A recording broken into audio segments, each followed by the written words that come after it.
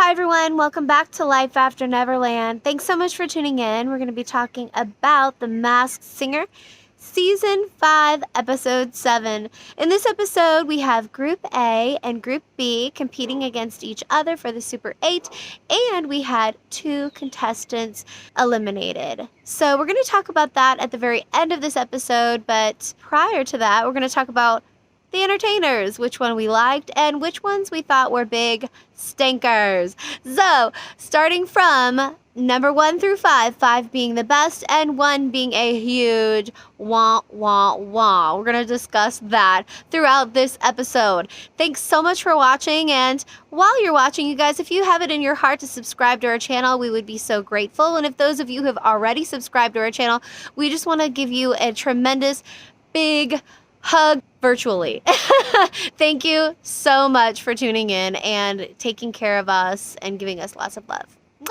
All right, let's get started talking about the show. Okay, you guys, so the first contestant was the Piglet, and he sang The Pretenders by the Foo Fighters. And if you watch my prior episodes, you'll see that I'm gonna give myself a little pat on the back for Wayne Brady. And I'm giving myself kudos way too early. I could totally be wrong, but forget the clues. This is Nick Lachey. Every week that I hear it, that's all I'm hearing is Nick Lachey. And in all honesty, again, if you watch my past episodes, you'll see that I really wanted Lance Bass to be on the show. I figured he would be. He's on so many reality shows that I watch anyways, but I don't think it's Lance Bass, even though Jenny says that she thinks it might be. I'm so surprised that they don't hear Nick Lachey. That's all I'm hearing. But then again, maybe it's because I really watched Nick Lachey for a very, very long time. But I don't even know how I watched Nick Lachey more than I did Lance Bass. Regardless, this is Nick Lachey, and I'm going to give him a 4. But here's what he said literally on Wednesday night on Instagram. He said, "You can't be the pig if you're with the pig. Hashtag WCW to Miss Piggy." He posted this on Instagram. Is he trying to throw us off? Nick, you're not doing a very good job. Does anyone else think it's anyone other than Nick Lachey? Let me know in the comment section down below. All right, Calvin, I love contestant number 2, which was the Robopine. We give the Robopine a 5 on performance because he was just awesome. And I believe we saw roses in one of his prior packages. And in this performance, we saw roses floating all over him. Now, I don't know if that was because it's, a sexy song, Let's Get It On, or if it has any, significance. I'm keeping it short this week simply because we have 8 contestants that we need to cover. So we're going to say that it is, what we said last week, is Tyrese Gibson. Now, he did have an album called Black Rose, I believe. So maybe that's something. What do you think, Calvin? On a side note, they said that the Robopine was Jamie Foxx. And I know that they need to put money in the money box. But at this point, after 5 seasons, if I keep hearing Jamie Foxx, I'm gonna go cray-cray. So the third contestant was the Chameleon. And I still feel strongly that the Chameleon is Wiz Khalifa. And I did a little bit of research and I found out that he has done jiu-jitsu as well as Thai boxing, which was shown in one of his prior packages. So I'm going to stick with Wiz. If you guys have any other guesses, please let me know in the comment section down below, as I say with every contestant. And this performance wasn't actually my favorite, to be perfectly honest with you. So I'm going to give him a 3. Okay, you guys, next up we have the Yeti. Now, last week I thought the Yeti was Justin Bieber, and what's so interesting is, number 1, he came out ice skating, or skating, in that Yeti costume, in which I absolutely love, and sang the song Lonely by Justin Bieber. Shania Joseph, you said that you think it is Omarion. I don't know who Omarion is.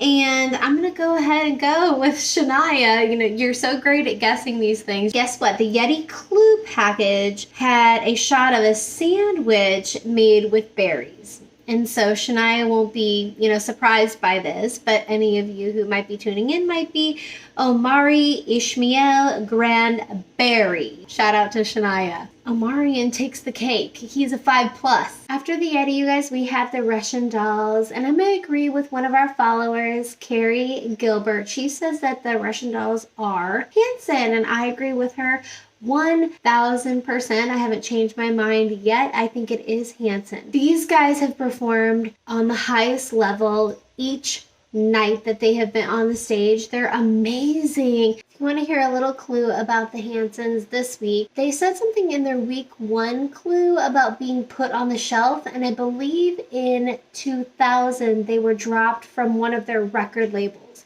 which would explain that they were put on the shelf for a little while.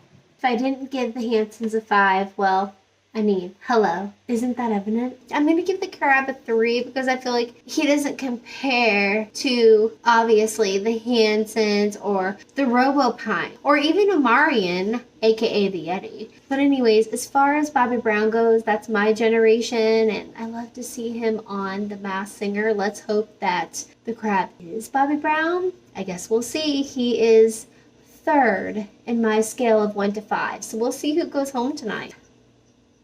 So I'm listening to the seashell, and this was my song as a kid. There doesn't seem to be anyone around. I think we're alone now. Okay, I'm gonna give the seashell a 5. The seashell was amazing tonight. The Black Swan is JoJo. I love the Black Swan so much. She's 100% my favorite, so I give her a 5++. She's more than a 5. Last week, a few clues popped up, and I just want to read to you what I found out online. Remember there was a shot of Montana on a bag. What they're saying online is that JoJo was offered the lead role, actually, in Hannah Montana, but turned it down, paving the way for Miley Cyrus. Isn't that fascinating? It looks like the crab is going home, and Ken was right.